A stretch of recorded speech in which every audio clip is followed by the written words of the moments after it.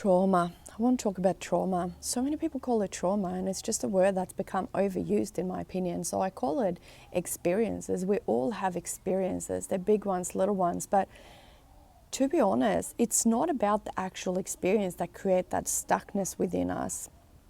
It is how we are met, how we feel safe to be seen and heard and allowed to have the emotional expression when that experience is happening.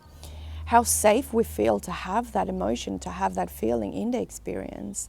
Now, most people skip this part. So we go talk therapy. I did it for over 20 years. And you just keep talking about it, talking about it, talking about it, talking about it.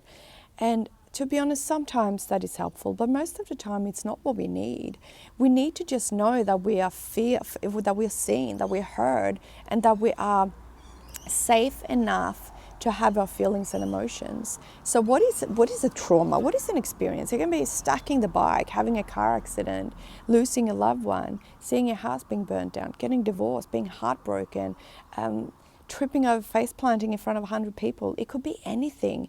It is an experience, and it all comes down to how safe we felt to be seen, to be heard, and how safe we felt to have that emotional experience. So this is why it's so important when it comes to children, because as an adult now, we might jump on the journey of self-development and wanting to heal and all of the things. But if we can show our children that they are safe to have their feelings, no matter what they are, if we can show them that they're safe to have their feelings, they're safe to express their emotions, then these traumas and experiences further on, it's not going to be as, dragonfly, stuck within them.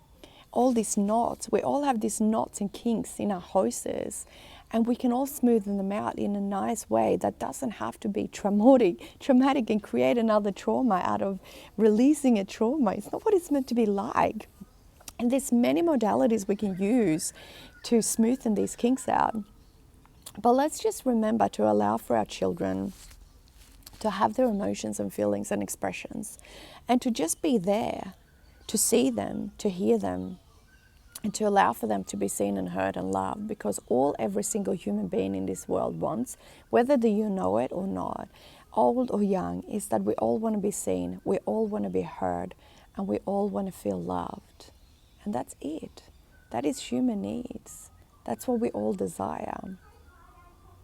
So keep that in mind and know that it doesn't have to be re-traumatizing to release a kink in your hose.